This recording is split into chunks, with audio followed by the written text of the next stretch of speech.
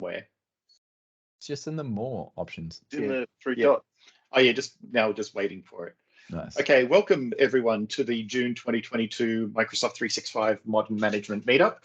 This month, I think we're actually at full strength, and we're not talking about Steve's beer, which is my beer. That they sort of brought up right on time. That was a pretty cool effect, Ben. It looked as though the label of the beer was blurred out as you lifted it up due to the motion blur.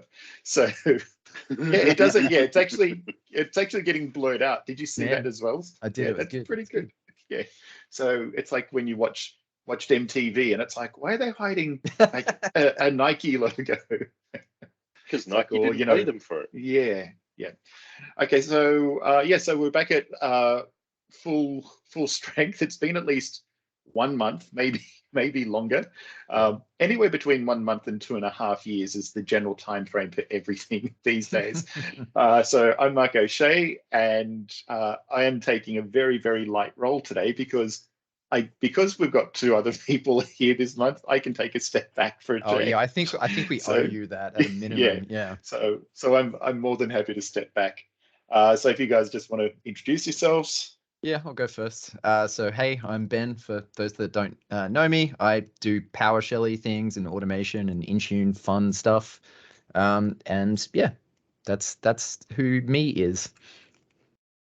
And I'm Steve. I work for Microsoft. I do MMD stuff. Nice. And random other things. What an introduction. Like Intune training. Haven't heard of it. No, me either. Is it like a website? Yeah, I think so. and it trains people on Intune. Okay. I think it's iTunes actually, but iTunes. Okay. Yeah, iTunes. Yeah, there's a lot to it. Okay, so we've got a fairly straightforward agenda today. So just first of all, just the usual, if we've got anyone who's new or someone who's been absent for a while, who just wants to say a quick hello and let us know that they're alive.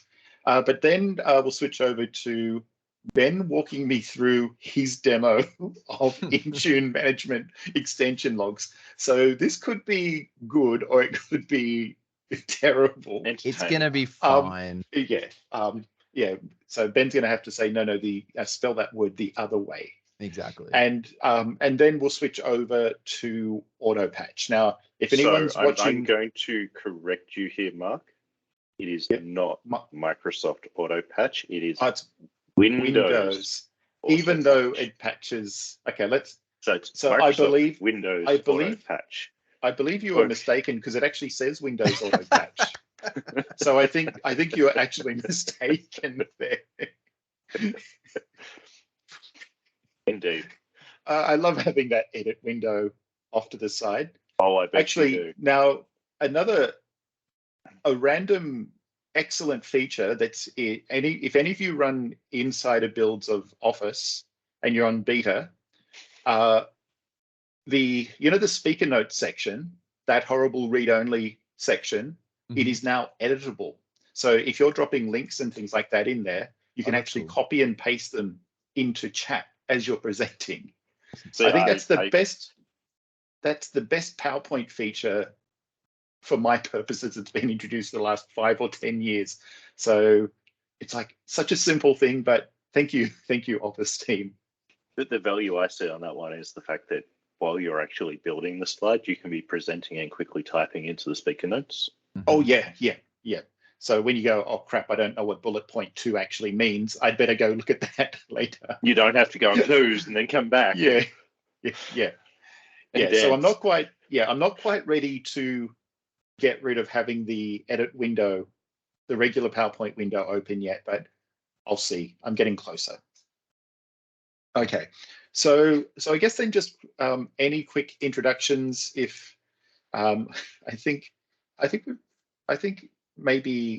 Anton is the name I don't recognize, or maybe I do. It's just been a while. But if you just want to drop a note into chat, Anton, just to introduce yourself, or if you want to unmute to ask yourself, please feel free to do so. Feel free to Otherwise, break the. Feel free to lurk as well. Yeah, feel free to break the cycle of, I think this is probably every month we do this and we don't get anyone unmutes. We don't bite that hard, so if you do want to involve and chat, feel free to.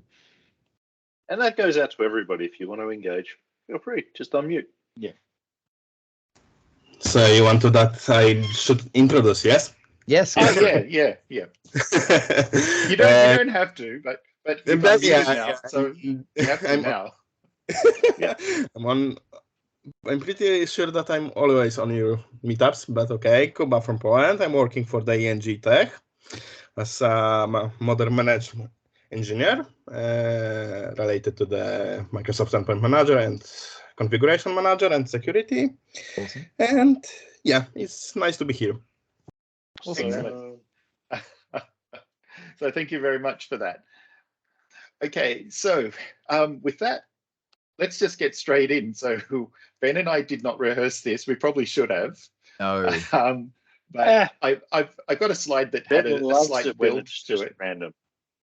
Okay, so to set things up here before Ben jumps in, Ben asked me to get a VM working, and that's what I've done. Sweet. That's all we need. Had a couple of requirements, and I have met them, I believe. Yep. That's it. I so hope it was a VM running Windows 98. Yeah, no, it could be, or it could. I didn't say a VM joined to Intune, so who knows what this is like. Okay, so first things first, just either a show of hands in the meeting, or feel free to jump off mute or whatever. Has everyone or anyone seen the fact that there seems to be a lot of people just now realizing that the Intune management extension, or the IME agent, actually has log verbosity levels, or log output levels that you can actually set? Is this news to anyone, or are people aware of that it's a thing that you can do? I'll give you a couple of seconds. This is news. It's news. Yeah, it's news to quite a lot of people. So this was actually stumbled upon by a fellow MVP probably a couple of months ago. So essentially, it's not officially documented, and it's probably never going to be officially recommended. But functionally, there's a lot of stuff that is hidden from view for a reason in the IME logs that sometimes, while we're trying to debug why a thing doesn't work, is really beneficial to kind of identify what's going on. There's a couple of other reasons why it's even cooler than that, but functionally, this is the thing that you can do. So I think maybe the first thing that I want to do, Mark, is actually show what I'm talking about, and then we can go through the module and I can explain how I've made it easier for people to play around with. Okay. Yep. Yeah. So this, and fair warning, there's a lot of people on Twitter now getting very excited about this and writing terrible, terrible scripts to show you how to do this thing. I'm just going to suggest always review any code that you run. Don't download zip files with PowerShell in them from people's blogs. I'm not pointing any fingers at anyone, but okay, that's my caveat. Steve is shaking his head. I didn't name any names. It's fine. Okay, so what we're going to do, Mark, on that amazing virtual machine that you've got there, can I get you to go to program files x86?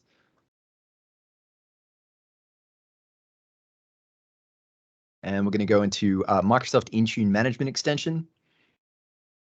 And then in this folder, there is a file called Microsoft Management Services Intune Windows Agent. It's all dots in between all of these things. .exe.config. I think I can see it just about a little bit above Intune Windows Agent. The one underneath that, the .config. .exe.config. Yeah, that's correct. Maybe open that in. You can probably just open that in Notepad.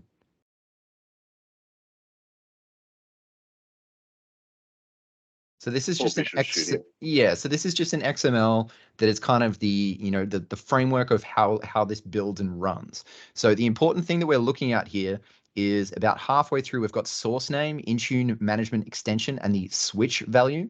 So this is set to information. So this is what actually dictates what the log level is going to be of the Intune Management Extension. So essentially all we need to do is know what the potential values of this switch value is, and then we can change it and we can get more data out of it. So by default, it's set to information. If you've ever sort of dealt with this stuff or built your own sort of logging mechanisms before, they follow the same thing. You can get debug, you can get warning, all that sort of stuff. But what we're interested in today is we're going to change this to verbose. So essentially what we could do here is we could change this value to verbose with a capital V. We could save the file, and then the key thing to really get this working is we need to restart the IME service on the machine. That will essentially start the process, and it will actually start logging out a lot more information that we want. Now, obviously, there's no official way to change this, and going through a random file on in the program files and just changing it, it's probably not ideal. It's probably not the best way to do these things. So there's a couple of people that have created solutions to sort of aid you in this. One of those being me. So let's not manually change this. Let's go through and we'll install the module, and I'll show you sort of a way that I've done it so that it's easy for us to do this. So I hope you've got the command to install this, because I can't remember. It'll just be install-module. There we go. Okay, so this is the name of the module, intune.logmonitor.tools. So we'll just run this. Fair warning, for obvious reasons, everything that we're doing here needs to be run in admin mode in your PowerShell terminal.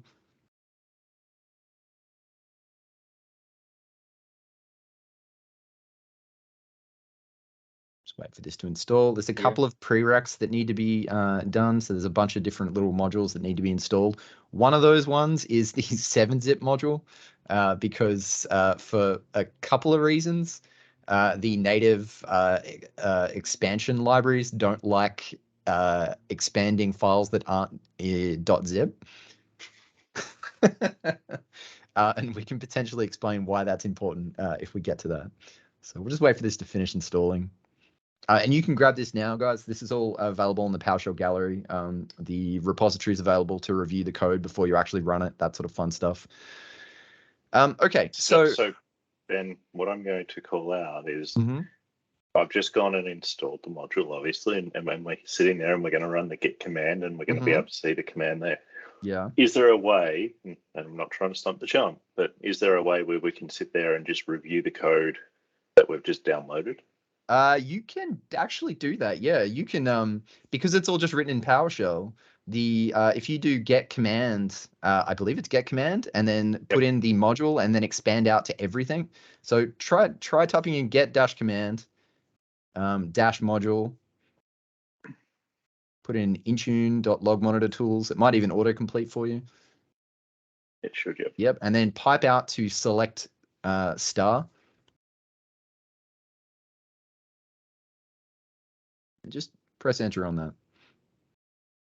So if we scroll up, you can actually see all of the code there. So nothing's being hidden. This is all, by virtue of the fact that this is it's not dangerous. It's not dangerous. But by virtue that it's changing the system, I try to keep this sort of stuff as front of house as possible. I'm not trying to obfuscate any of this sort of stuff. So, feel free to review, and I mean, if you find bugs or if you find things that you want to improve, you can do a pull request. I'm going to grab Steve might be able to grab the repository while we're doing this demo and just chuck it up in the chat.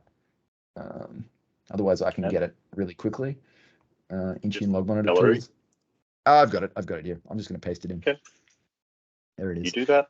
Okay, cool. So that's the repository. I just put in the chat for it. So what we're going to do is there's a couple of different, let's just do what you were going to do initially, Mark, and just do the get command or whatever it is to show the actual available commands in the module.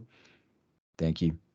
So this is just showing you the 3 things that are currently available. So we've got the get IME log level, the set IME log level, and then start IME app monitor. So we'll just go from the top. So the first thing we want to do is we want to see what the log level of our IME agent is set to right now, which we know is information, but it's worth just verifying that. And just run that, and we can see that that's flagged out to information. So that's cool. So that's running exactly as we'd expect it to. So what we want to do is we want to set the IME log level to something other than information. So if we just run set IME log level, and then dash, I believe it should autocomplete to the only available thing. Yep, log level, and then space. And then you should be able to tab, and that should auto-complete with the available options, which is information and verbose. So I don't have the other things. Right now, we're just focused on information and verbose. So we're just going to set that to verbose, press enter. And what that's going to do is it's going to change that value, and it's going to restart the IME agent for us. If we run the get IME log level again, we should confirm that that's been set to verbose. And if we open that file, we should actually see that change as well.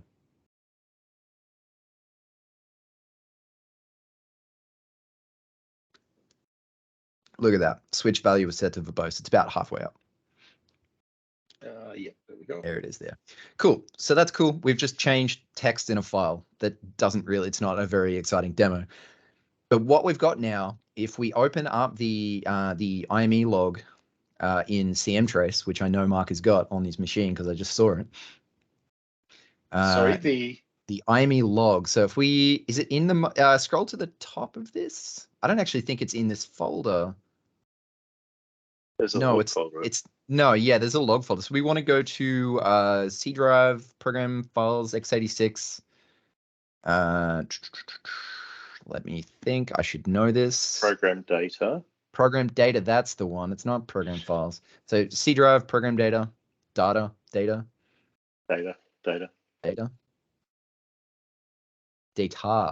is how I actually is it all pronounce one it. or two? All All one, one word. program Yeah. data. And And then then we want to go Microsoft. Microsoft.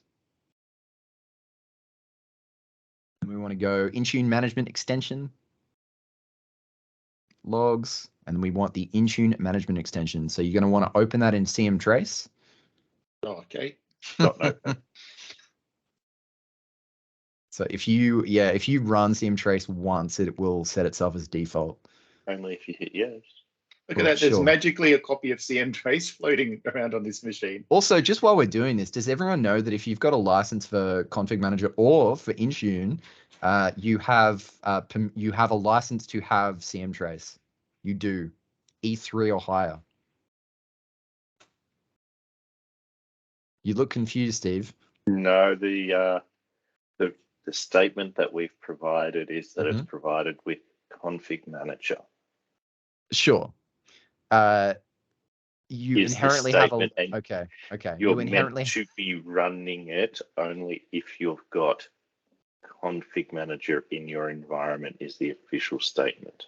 I can know challenge. I know who you're talking about. We're not going to talk about it when we're No, being that's recorded. Fine. Once And look, we're offline, I'll challenge you on that statement. But anyway, and I'm to good with prove that. We're meeting that requirement. So there we go. There we go. There we go. Very good. All right. So anyway, you do have a license for it. It's all good. So let's have a look. We've got a lot of information here. Now, we could have gone through and sort of seen what the log looked like before we changed this, but I'm assuming everyone on this call has spent time in this log previously. So there's just a lot that we're actually getting here. What we want to do is we just want to scroll through a couple of the things. Maybe if we scroll to the absolute bottom of the log file, there's a couple of things that are really cool with this.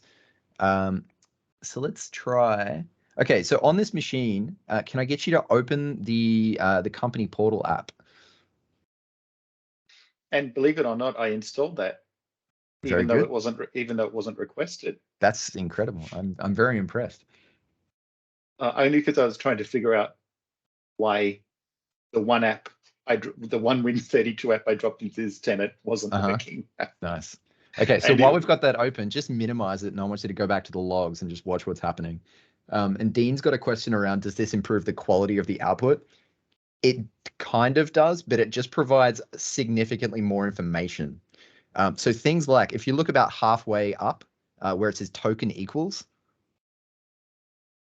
this is actually the token that gets generated that we can essentially use to authenticate and do queries. And this is essentially showing you what happens. Now, Steve, I know you're looking like, oh my God, you can't actually interactively use this.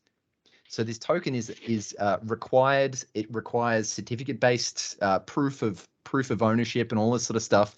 And the really important thing is, like all tokens, it's only live for about 3 minutes. So the level of risk of showing this on a screen or anything like that is very minimal, but it's just cool that we can see what happens. So like, every single time something happens, the agent is requesting access, it's generating a token, and you can actually sort of see everything that's happening in this sort of stuff.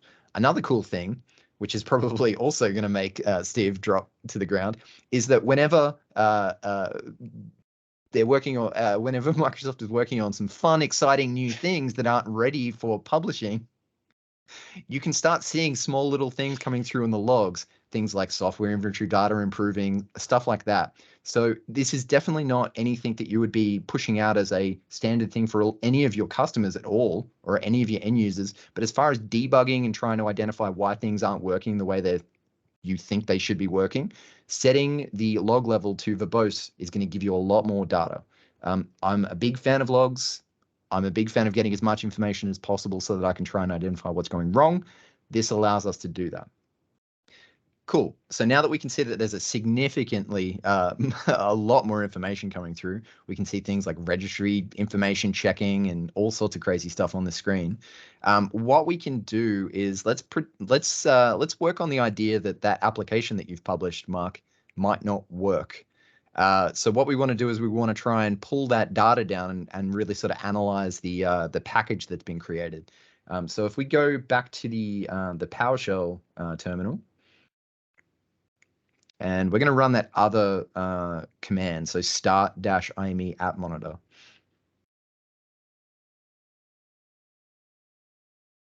Nope. All right, so now this is running and it's just actively monitoring the IME log, and it's looking for a specific entry that is going to flag as an application is attempting to install. So if we go to the company portal now. Ben, I have to ask a question. Did I remove the sound? Yeah. Yes, I removed the sound, unfortunately. Damn. There is a branch of the module in the gallery, or sorry, in the repository that has an audio reminder alert to advise you that it has found an application. And if the volume is set very high, you may remember an episode of Silicon Valley. That's all I'll get at. So let's go in. Do we have any apps? Probably not. No. Did you publish them to all users? I did. I don't believe you. And I even added it into the store or into the portal. Interesting. Let me just. How much do we want to test this? Let's just have a quick look at what happened to my start menu. This is starting to feel like an Intune training session. Everything's an Intune training session. Yeah. Let's just see if we can go to the portal and try and identify why it's not coming out. But I'm not going to spend a lot of time on this. I just sort of did a really quick and dirty edition of Notepad++ because I wanted something small. Sure.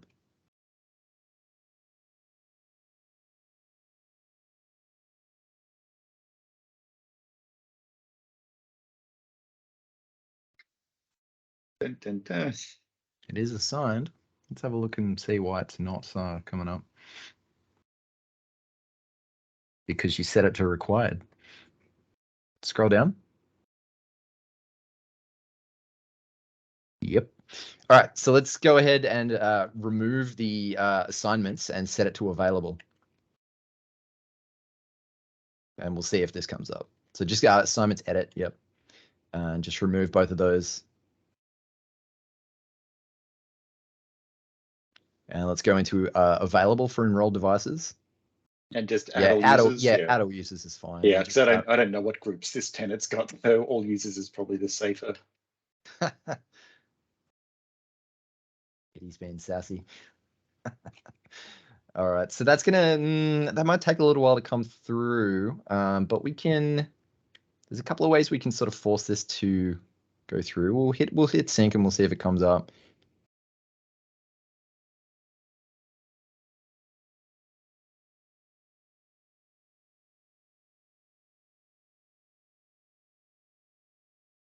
If you open up the log while we're doing this as well, we may as well watch what's happening.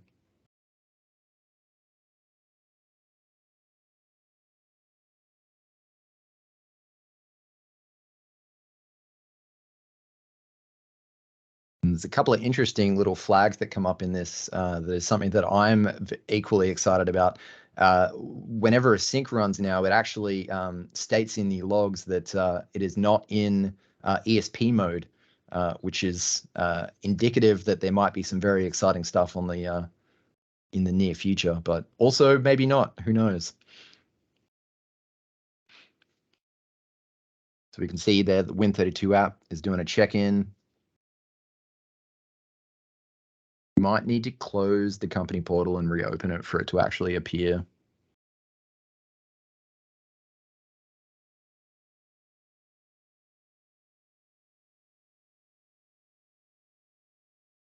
I don't imagine it's going to come through in time. We can always come back to this as well. Yeah, we can check it later. Yeah. Yeah, for sure. So, I mean, look, that was a really small demo just to show you sort of what you can do. Once we'll circle back to this potentially after the next session, and we can sort of show you what that the app monitor stuff does. We can see, like right now, you can see one app is available, right? It's just funny that the company portal seems to take a little while to actually reflect that. If we close it and bring it back up again. It's just funny that you can actually get more data from the logs than you can from company portal right now, because I guess it's seen the policy, but then it takes a little while to actually pull that data down and populate the company portal.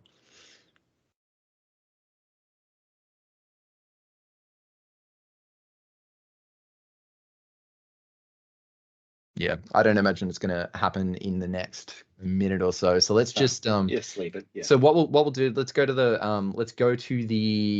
PowerShell terminal, and we'll just Control C to cancel the monitoring. So what it's actually doing there, when you finish that, it's setting the log level back to information for you. And it's also restarting the agent. Now that's important because if we go to get IME log level, we can confirm that that's switched back to information. So we can see that's information. So that essentially allows you now, so you don't need to run that command to set it to verbose. If you run the start-IME app monitor, it sets it to verbose, it starts monitoring that log file for you. And then it will, once you start pulling down applications, it will pull them down and it will expand them out for you. And then when you finish, it sets you back to information. So as I was saying at the start there, there is a lot of information there. Potentially there's a lot of PII, so personally identifiable information, or stuff that you don't necessarily want to leave that machine. So setting the log level back to information and restarting the agent actually clears the log file and brings that back, so you actually lose that information that you had, which is really important. There's a couple of other sort of safety measures in this as well. So the things like the when we're actually downloading applications, we get a lot of metadata around not only what the application is that's attempting to install, but how to get it from Intune. There's a whole bunch of encryption keys and things like that are in the log file that a lot of people start to freak out about. Well, if you can see the encryption keys, then you can get them from anywhere. So one of the really important and cool things about this is that the encryption keys are specific to the device that they're on. So even if I grabbed that log file and I started analyzing the data that was coming from it, I couldn't actually download and sort of analyze application payloads in your environment, because they are encrypted specifically, or the keys specifically are encrypted from your device. So I can't get access to that sort of stuff. So there is a lot of work that that the team has gone into effort to make sure that even if people got access to these log files, they can't do anything with them. So there's lots of mechanisms in place, but just making sure that we always set the log level back to information when we're finished is an important one. Let's just check one more time, just out of curiosity. Go to the company portal, just refresh it. Yeah, close and reopen.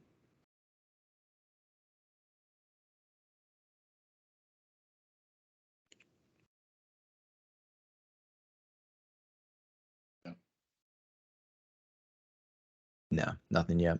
We'll go back to this and we'll have a look at it after the next session. Did anyone have any questions around what we've gone through? Any scenarios that they might have use cases for this sort of stuff. Just be curious to know if anyone's interested in it.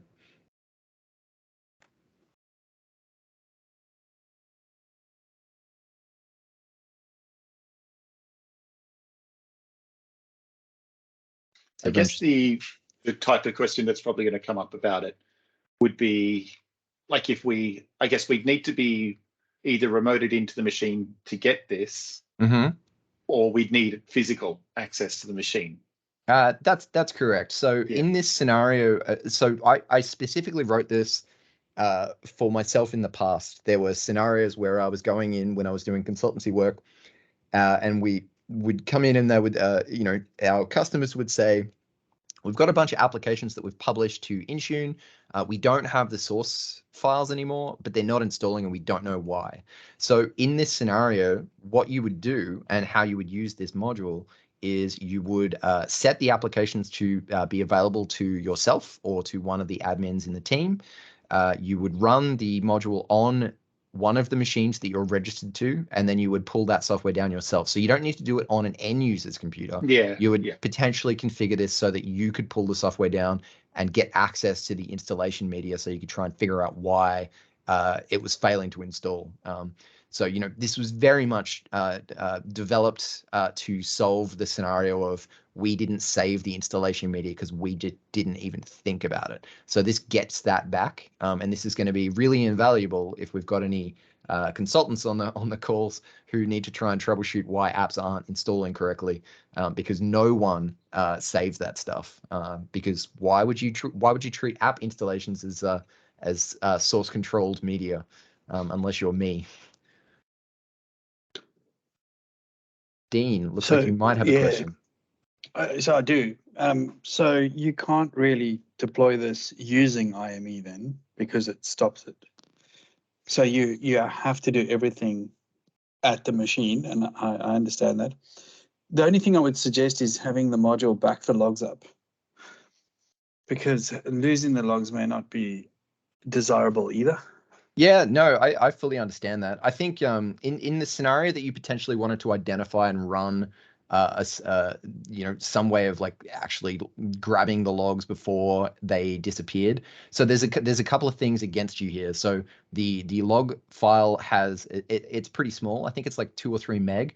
So as soon as you hit verbose, you're going to start getting a lot more noise coming through, and those logs are going to recycle very quickly. Right. That's correct. So this is very much a point in time troubleshooting to try and identify what's going on.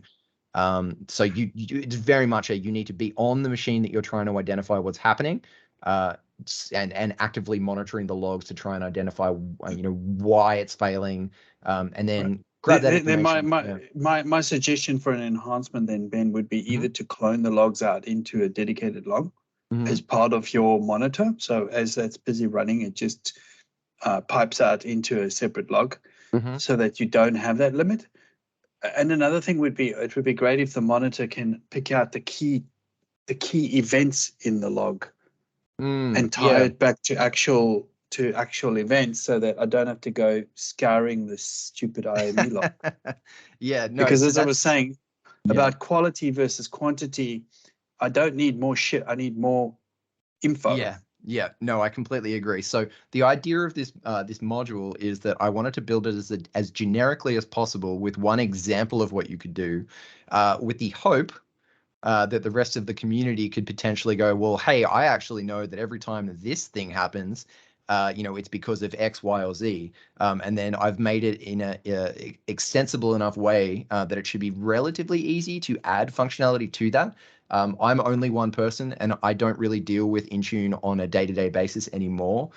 So as far as my day job goes, I only have so much time. So this is one of those scenarios where, like, if you're comfortable with sort of going through and knowing what's happening in the log files, even if you don't know how to sort of write the code to do that, if you could identify what the log entry is and what it does, raising that as an idea or an issue in the actual repository would really help me to add functionality to this, with a big caveat that I can't guarantee that I've got the time to get it done quickly. But yes, I totally agree. There's room for this to improve, and hopefully that's the thing that's going to happen with it. Awesome. All right. I think I'm done, Mark. If you are, let's check one more time. Yeah. Like we can't move on without just checking once. Okay. That's true. Let's just go into apps. Let's see. What I would suggest is, once we move on to the thing that Steve is too scared to talk about while being recorded, we just reboot the virtual machine. That'll speed that process up significantly. So, thank you everyone for watching my failed demo. Kind of failed, kind of successful as well. So yeah, just know that there's a lot more going on than we normally are aware of, and we can actually expose that data for beneficial reasons. So if you haven't already played around with this, I strongly recommend you do. Always just remember to set it back to information so that you don't lose the valuable information. Okay, so I'll stop recording here. So if any of you are watching the recording of this, there is a section that you are missing out on. Nothing too sensitive being discussed, just some